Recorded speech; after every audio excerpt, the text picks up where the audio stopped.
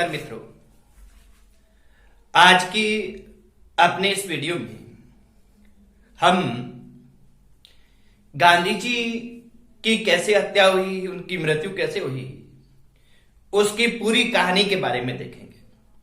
मित्रों, गांधी जी की मृत्यु पर अलग अलग तरह से क्वेश्चंस आते हैं, उसका पूरा डिटेल हम देखेंगे और नेक्स्ट वीडियो से हम गांधी जी को पूरे विस्तार से स्टार्ट करेंगे, स्टार्ट से लेकर अंत तक। अभी तक के हमारे पीछे जो गांधी जी पर जितने भी वीडियो रहे हैं, ये सभी के सभी वीडियोज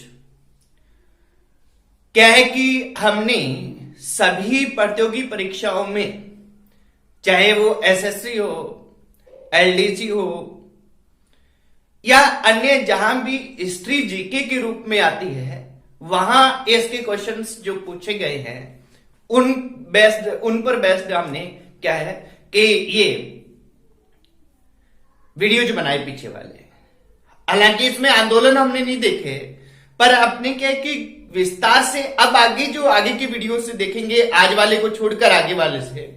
आज तो गांधी जी की मृत्यु की कहानी देखनी है अपने को, तो आगे वाले वीडियोज रहेंगे वो फुल डिटेल्ड रहेंगे। डिटेल का तात्पर्य ये है कि जो प्रतियोगी परीक्षाएं हैं जिनमें हमें लिखना पड़ता है, रिटर्न रहता है, और हमारी एक कैट हिस्ट्री में हमारी एक वैचारिक दृष्टिकोण कैसे विकसित किया जाए, कैसे विकसित होता है, कोई भी टॉपिक पर हम नकारात्मक और सकारात्मक अपने विचार किस तरह से दे सकते हैं, किस तरह से हमारे को इन्होंने प्रभावित किया, उन आधार पर हमारी वीडियो पूरे विस्तार से रहेंगे ताकि हमारी एक वैचारिक शक्ति भी विकसित हो, साथ में क्वेश्चंस भी हो।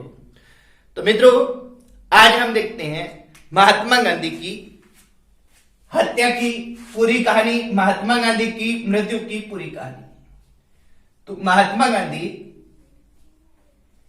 की मृत्यु, अब इनकी मृत्यु कैसे होती है ये हम सभी को सीधा सा पता रहता है। मित्रों, आपने इसको सारा देखना है तो आपने देखेंगे कि इनमें क्या रहा। अब देखिए, सबसे पहले तो महात्मा गांधी है 1946 में, क्योंकि मुस्लिम लीग है जो 1906 में स्थापित होती है, ये लगातार अपनी कट्टरता की ओर बढ़ती है, और 1940 में आकर तो ये इतनी ज्यादा उग्र रूप धारण कर लेती हैं कि बहुत ज्यादा सांप्रदायिक दंगे प्रारंभ हो जाते हैं। जब सांप्रदायिक दंगे प्रारंभ होते हैं तो गांधी जी कहे कि अहिंसावादी, सत्यवादी और धर्मनिरपेक्ष थे, तो वो सभी तरह से मुसलमानों को सपोर्ट करते हैं। और हमारे यहां भारत में हिंदूवादी विचारधारा के लोगों को यह लगता है कि गांधी जी केवल मुसलमानों का पक्ष ले रहे हैं। यही गलतफहमी है, ये लास्ट में जाकर उनकी मृत्यु का कारण बनती है। यानी उनकी 1940 के बाद उनके बारे में, उनके ये हिंदूवादी विचारधारा के जो थोड़े लोग थे, वो गलतफहमी के कारण उन्हें मारने की योजनाएं बनाने लगे। 1947 में जब हम आजाद हो जाते हैं, भारत विभाजन भी हो जाता है, तो उसके लिए ये जो कट्टर लोग थे ये गांधी जी को जिम्मेदार मानते हैं। और फिर क्या क्या घटनाएं होती हैं उन पे हम चर्चा करते हैं कि प्रारंभ में देखिए, जब 15 अगस्त 1947 को हमारा देश विभाजित हुआ है, तो ये विभाजन के समय गांधी जी को विभाजन का जिम्मेदार माना गया है इन लोगों के द्वारा। दूसरा क्या है कि हम जब विभाजन हो जाता है तो ये निर्णय होता है कि भारत है वो पाकिस्तान को वहां की आधारभूत संरचना के विकास के लिए 75 करोड़ रुपए देगा। तो भारत सरकार क्या करती है, उसी समय 20 करोड़ रुपए उन्हें दे देती है। 55 करोड़ बकाया रहते हैं।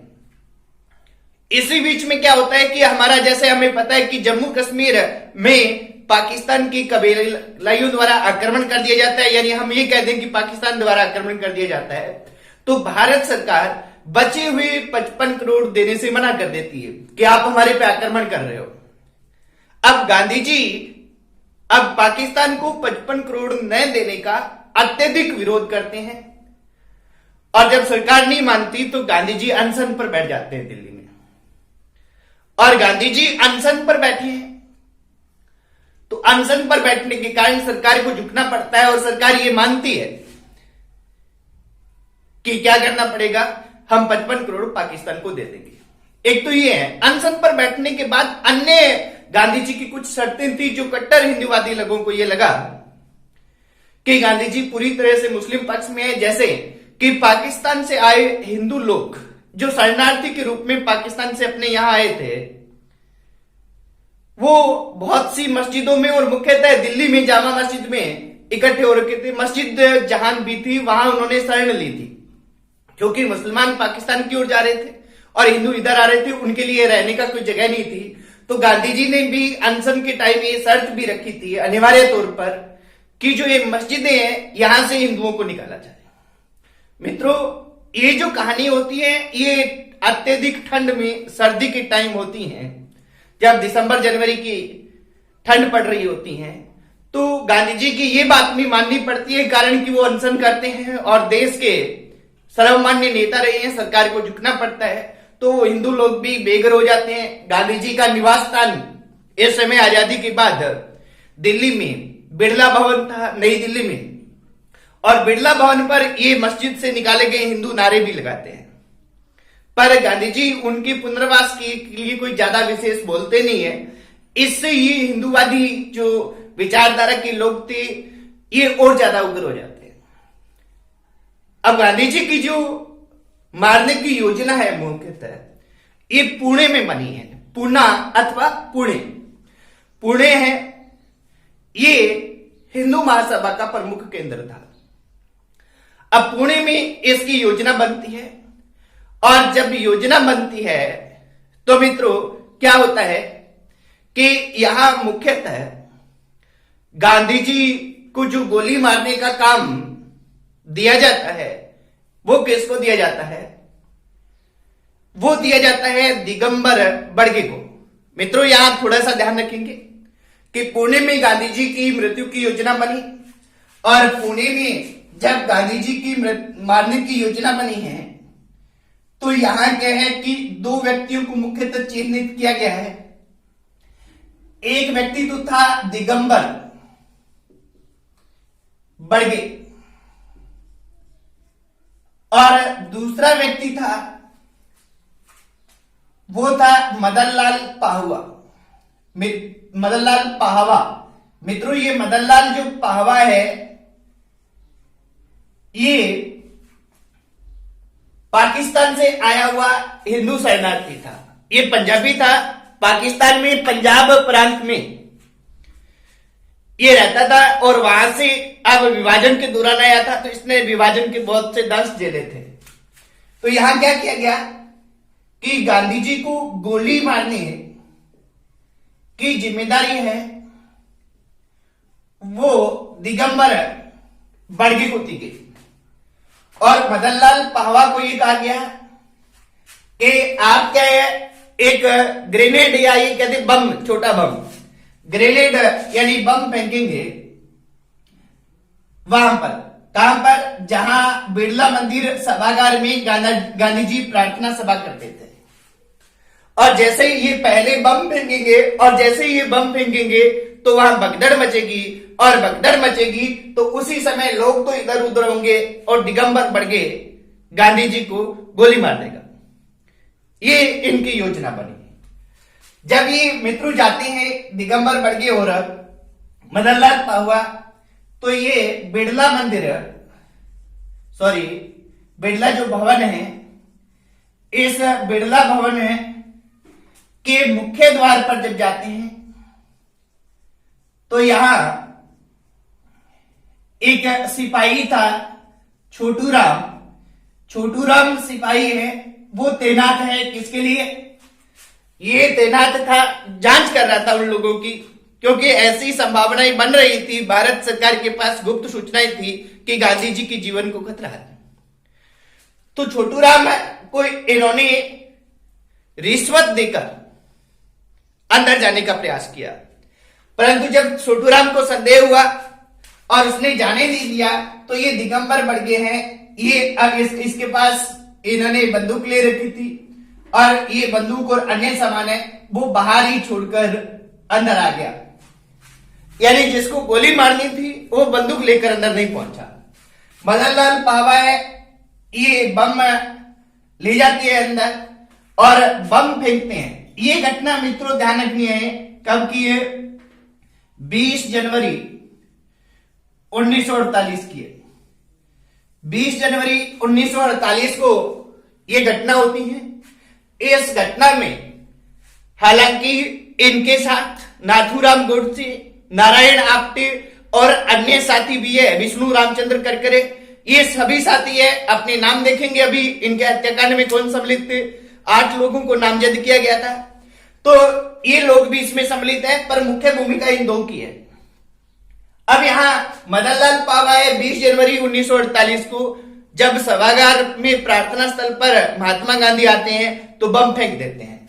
और ये बम है ये एक पास में महात्मा गांधी से लगभग 75 फीट दूर दीवार पर टकराता है और ये दीवार टूट जाती है। इसके बाद में भगदड़ मचती है। हालांकि ये व्यवस्था हो ही नहीं पाई पहले से ही, तो गोली मारने का कोई सवाल ही नहीं उठता और वहां के मदन लाल पाहवा को गिरफ्तार कर लिया गया। मदन लाल पाहवा यहां 20 जनवरी को ही गिरफ्तार हो गए।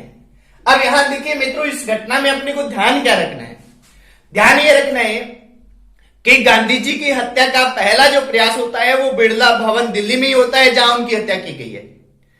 और कब होता है, जब उनकी हत्या की गई है उससे ठीक 10 दिन पहले होता है, 20 जनवरी 1948 को होता है। और ये 2 व्यक्ति जिनकी हमने बात की है ये मुख्य भूमिका निभाते हैं। तो ये पहले की घटना रहती है मित्रों। और इसके बाद में जो रियल घटना होती है वो कैसे होती है उस पर हम चर्चा करते हैं। पहले आप इसका स्क्रीनशॉट लेना चाहें तो ले सकते हैं। अब देखिए मित्रों, इसके बाद ये असफल होने के बाद ये सभी लोग दिल्ली से लौट जाते हैं और लौटने के बाद अगली जो प्रक्रिया रहती है ये अगली महात्मा गांधी की जब हत्या होती है कब होती है, 30 जनवरी 1948। ये मोस्ट इंपोर्टेंट रहती है, हमें पता रहता है, सभी को बार बार पूछा जाता है कि कब इनकी हत्या हुई। अब इस बार मित्रों मुख्य भूमिका में नाथूराम गोडसे हैं, क्योंकि दिगंबर बढ़ गए हैं, वो घबराकर पहले बंदूक नहीं ले जा सके थे अंदर, तो उनको ये दी नहीं गई। हालांकि वो साथ में है अभी भी। तो ये नाथूराम गोडसे मुख्य भूमिका में है और ये एक छोटी सी पिस्तौल खरीदते हैं। उस पिस्तौल का नाम था, ये पिस्तौल भी एक कंपटीशन में पूछी गई है, बेरेटा। बेरेटा नाम की छोटी आकृति की पिस्तौल थी जिसे जेब में आराम से डाला जा सकता था। और गांधी जी पर 20 जनवरी को हमला होने, अप्रत्यक्ष हमला होने के बावजूद भारत सरकार ने, जवाहरलाल नेहरू, हमारे गृह मंत्री सरदार वल्लभ भाई पटेल, ये सभी लोग बड़े चिंतित हो जाते हैं और ये सुरक्षा उपलब्ध करवाने का आह्वान करते हैं और साथ में ये कहते हैं कि बिड़ला भवन में आने वाले प्रत्येक व्यक्ति की गहनता से जांच की जाए। पर गांधी जी इसे मानते नहीं है।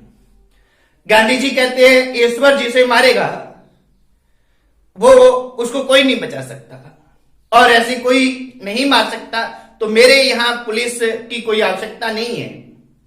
हालांकि इनके मुख्य द्वार पर एक हेड कांस्टेबल और 4 कांस्टेबल नियुक्त होते थे, पर उनसे तलाशी किसी की भी लेने के लिए गांधी जी ने मना कर रखा था। अब मित्रों साथ में क्या होता है, एक ऐसी बातचीत फैलती है कि सरदार वल्लभ भाई पटेल और जवाहरलाल नेहरू, कौन कि पटेल जो हमारे उप प्रधानमंत्री हैं वह गृह मंत्री हैं और दूसरे नेहरू जी, जवाहरलाल नेहरू जो प्रधानमंत्री है, इन दोनों के बीच में मनमुटाव की खबरें आती है। अब मनमुटाव की खबरें आती हैं तो गांधी जी चाहते हैं कि अभी भारत नया नया आजाद हुआ है तो इनके बीच में कोई बात ज्यादा नहीं बढ़े, इसलिए ये पटेल को अपने पास बुलाते हैं। पटेल हैं ये बिरला भवन आते हैं। पटेल बिरला भवन गांधी जी से मिलने के लिए आते हैं। कब आते हैं? 30 जनवरी को आते हैं। और कितने बजे आते हैं? शाम को 4 बजे आते हैं। शाम को 4 बजे बिरला भवन में गांधी जी ने पटेल को बुलाया कि आप मेरे से मिलिए, बातचीत करिए। और ठीक 4 बजे ये जो पटेल हैं ये बिरला भवन पहुंच जाते हैं 30 जनवरी को। इनके साथ इनकी पुत्री भी है जिसका नाम था मणिबेन। मणिबेन अपनी पुत्री के साथ पटेल बिरला भवन पहुंचते हैं 4 बजे और गांधी जी के साथ वार्ता स्टार्ट करते हैं।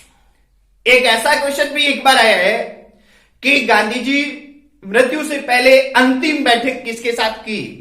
तो अपने को ध्यान रखना है मित्रों, अंतिम बैठक उनकी वहीं पे होती है बिरला भवन में और सरदार पटेल के साथ होती है। क्यों होती है? क्योंकि नेहरू पटेल में मनमुटाव चल रहा था, उसको दूर करने के लिए होती है। और इस बैठक जो 4 बजे प्रारंभ हुई थी, इसी बैठक के कारण गांधी जी लेट हो जाते हैं। अक्सर वो प्रार्थना स्थल पर ठीक 5 बजे पहुंचते थे शाम की प्रार्थना में, संध्याकालीन प्रार्थना में। पर उस दिन वो 5:10 पर अपने कमरे से निकलते हैं।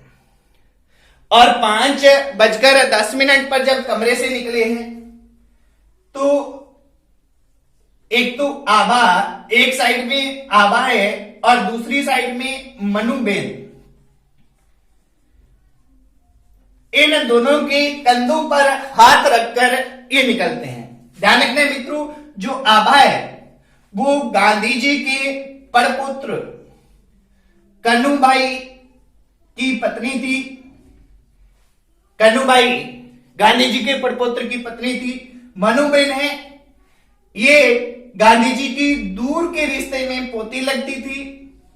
जो क्या है कि भारत छोड़ो आंदोलन के दौरान जब कस्तूरबा गांधी की आगा खां पैलेस में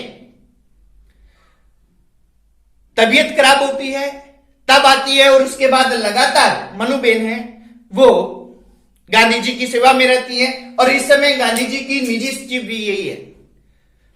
और वैसे ये गांधी जी के भतीजे की बेटी है, यानी दूर के रिश्ते में ये पोती लगती है। तो इन दोनों के कंधे पर हाथ रखकर जब ये गांधी जी आगे बढ़ते हैं सभा स्थल की ओर, तो ठीक 5:17 पर नाथूराम गोडसे हैं, वो रास्ते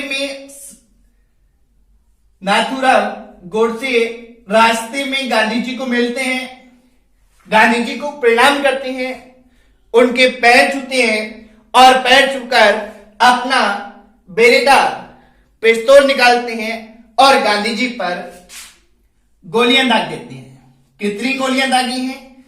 3 गोलियां इन्होंने गांधी जी को मारी है। 3 गोलियां इन्होंने गांधी जी को मारी।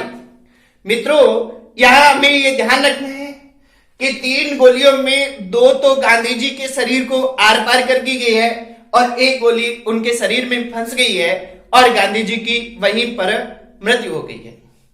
यहां देखिए मित्रों, एक क्वेश्चन कंपटीशन में बार बार आता है, यह आता है कि गांधी जी हैं, इनके अंतिम शब्द क्या थे?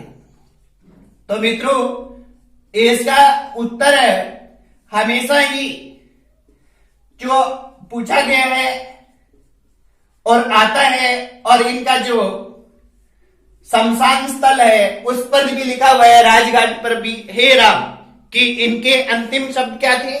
हे राम थे। अपने मित्रों, यहां एक चीज ध्यान में रखनी है कि गांधी जी के अंतिम शब्द हे राम थे। ये किसने बताया? ये गांधी जी की जब मृत्यु हुई है तो नंदलाल मेहता नाम के गुजराती व्यक्ति हैं जो दिल्ली में रहते हैं, इन्होंने गांधी जी की FIR लिखवाई थी। गांधी जी की मृत्यु की FIR किसने लिखवाई है? नंदलाल मेहता ने लिखवाई है। नंदलाल मेहता गांधी जी की मृत्यु की FIR लिखवाते हैं और इस FIR में वो बताते हैं कि गांधी जी के अंतिम शब्द हे राम थे, ये बताते हैं। अंतिम और ध्यान रखना है अपने को एक व्यक्ति का, वो व्यक्ति है वी कल्याणम।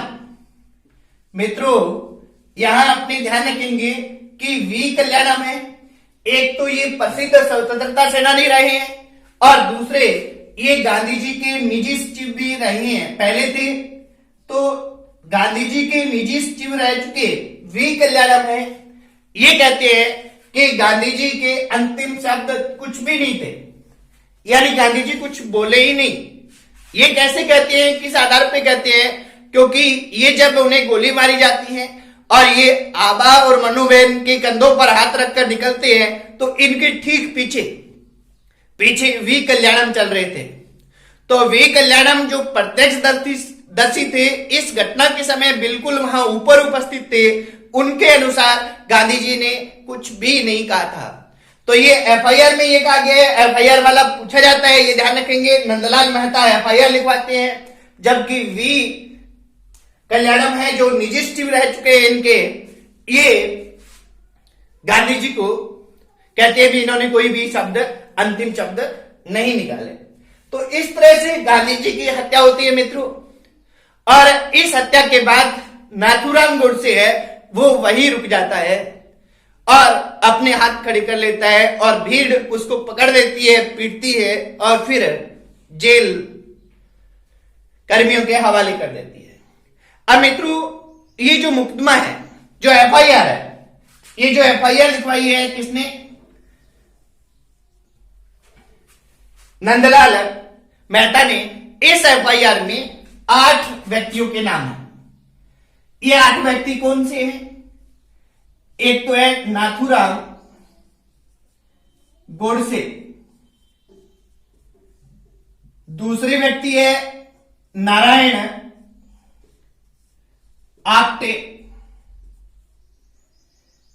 और इसके अलावा थी मदन लाल पावा, मदनलाल पावा, गोपाल गोडसे, विष्णु करकरे और शंकर किस्तिया और दिगंबर बड़गे, जिन्होंने पहले इनको जिम्मेदारी दी गई थी वो भी यहां थे, दिगंबर बड़गे। और लास्ट व्यक्ति थी वीर सावरकर। अब देखिए, ये 8 व्यक्तियों के नाम गांधी जी की एफआईआर में दर्ज है मित्रों। किनके? नाथूराम गोडसे, नारायण आप्टे, मदनलाल, विष्णु करकरे, शंकर किस्तिया, दिगंबर बड़गे और वीर सावरकर, ये एफआईआर में दर्ज थे। इनमें मित्रों अपने को ध्यान रखना है कि नाथूराम गोडसे और नारायण आप्टे, इनको मृत्युदंड दिया गया है, फांसी की सजा दी गई है।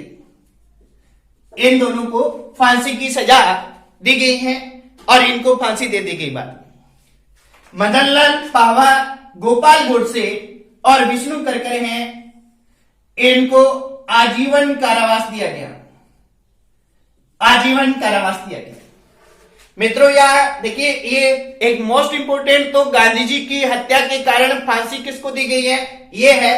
तो ये अपने को ध्यान रखना है कि नाथूराम गोडसे और नारायण आप्टे, ये इंपोर्टेंट बनते हैं। तो इसके अलावा 3 व्यक्तियों को आजीवन कारावास दिया गया है।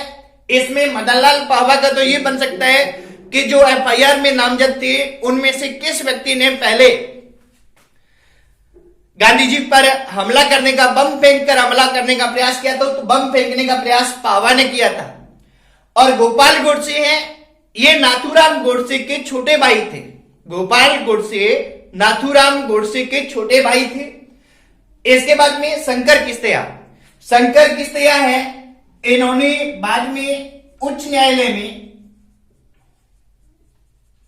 अपील की और उच्च न्यायालय ने यह निर्णय दिया कि इन्हें बरी किया जाता है। यानी उच्च न्यायालय की अपील के आधार पर इन्हें बरी कर दिया जाता है। किसको? शंकर किस्तिया को। शंकर किस्तिया है, ये बरी हुई है। दिगंबर बड़गे, ये इंपोर्टेंट बनेंगे, ये सरकारी गवाह बन गए। ये इंपॉर्टेंट है, ध्यान रखेंगे कि गांधी जी के केस हत्यारे को सरकारी गवाह बनने के कारण उनका सजा में छूट दी गई, बरी कर दिया गया। तो सरकारी गवाह दिगंबर बड़गे बने हैं, ये उतने ही महत्वपूर्ण है जितने नाथूराम गोडसे और नारायण आप्टे, तो इनका ध्यान रखना है। और लास्ट है वीर सावरकर, और वीर सावरकर है ये सबूतों के अभाव में बरी हो गए हैं, सबूत नहीं मिले इनके खिलाफ, वीर सावरकर के खिलाफ। मित्रों स्क्रीनशॉट लेंगे, साथ में अपने ये ध्यान रखेंगे कि वीर सावरकर का जो है ये व्यक्तित्व है, ये विरोधाभासी व्यक्तित्व रहा है। ये हीरो थे अथवा विलेन थे। अभी पिछले साल महाराष्ट्र में चुनाव हुए, उनमें भी भारत रत्न का देने की इनकी सिफारिश की गई, तब बड़ा बवाल हुआ था। तो इनका जो विरोधाभासी व्यक्तित्व है, इस पे हम आगे के वीडियोज में चर्चा करेंगे। पूरे एक वीर सावरकर पे बनाएंगे कि उनका जीवन क्या था, कैसा रहा है। तो ये मित्रों महात्मा गांधी की मृत्यु की कहानी थी। अब जो 30 जनवरी को इनकी हत्या की गई है, इसे हम शहीद दिवस के रूप में मनाते हैं, ये सभी को पता है। और दूसरा, इनका जो शमशान स्थल दिल्ली में है उसको राजघाट कहते हैं। 30 जनवरी को शहीद दिवस के रूप में, और इनका शमशान स्थल जो दिल्ली में है उसको राजघाट कहते हैं। और गांधी जी का जो निवास स्थान था आजादी के बाद दिल्ली में बिरला भवन, इसको गांधी स्मृति के नाम से जाना जाता है। बिरला भवन को आज किस नाम से जानते हैं? गांधी स्मृति के नाम से जानते हैं। और ये गांधी जी की जीवन की, गांधी जी की हत्या की पूरी कहानी थी। किस तरह से हत्या की गई, कौन कौन व्यक्ति सम्मिलित थे, कहां हुई, कैसे हुई। तो मित्रों आज इतना ही। आगे की वीडियो से हम गांधी जी के बारे में डिटेल से स्टार्ट करेंगे। धन्यवाद।